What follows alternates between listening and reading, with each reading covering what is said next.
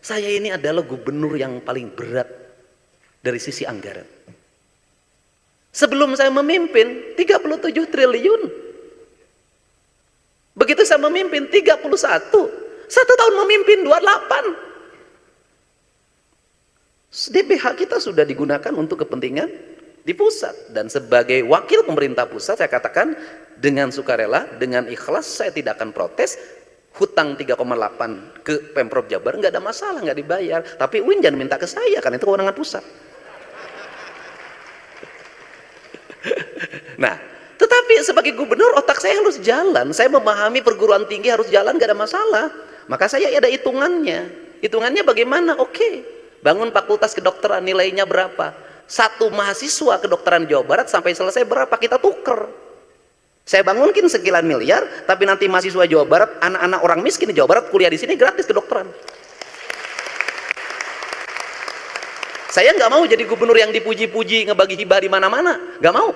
Kenapa? Kalau pilih jadi gubernur tukang ngebagiin hibah, nggak usah belajar manajemen, nggak usah. Kenapa? Siapapun bisa jadi gubernur, tugasnya nggak bagiin hibah. Semua anak kecil juga bisa. Yang susah jadi gubernur adalah uang yang sedikit dibelanjakan dengan tepat, efektif untuk kenaikan IPM, untuk kenaikan sumber daya manusia, untuk kenaikan kesejahteraan yang sumbernya dari IPM itu. Ini yang menjadi problem kita. Maka saya selalu ketika anggaran menurun, saya senang. Kenapa? Pemimpin akan diuji oleh uang yang sedikit, bukan oleh uang yang banyak. Nah, sehingga dari kerangka itulah kita memulai peradaban. Kita mulai peradaban bagaimana? Kita mulai peradaban dari hal yang kecil, memungut sampah.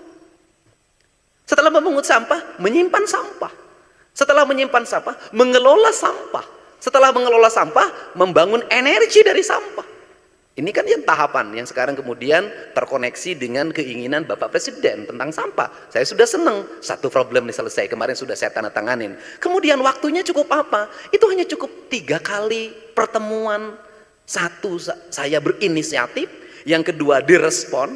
Yang ketiga, menteri telepon. Yang keempat, pertemuan. Yang kelima, tanda tangan dalam waktu 3 hari. Dulu Pemda Jabar itu bikin kajian sampah 10 tahun. Studi bandingnya udah kemana-mana, kajiannya segini, sampai sekarang proyeknya nggak jadi. Nah, apa sih?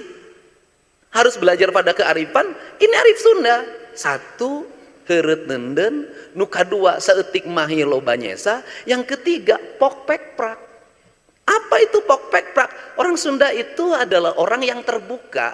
Kalau sesuatu omongin aja kayak saya. Kenapa? Karena itu ciri orang Sunda. Jangan disimpan-simpan, jangan dipendem-pendem. Kenapa? Jantung.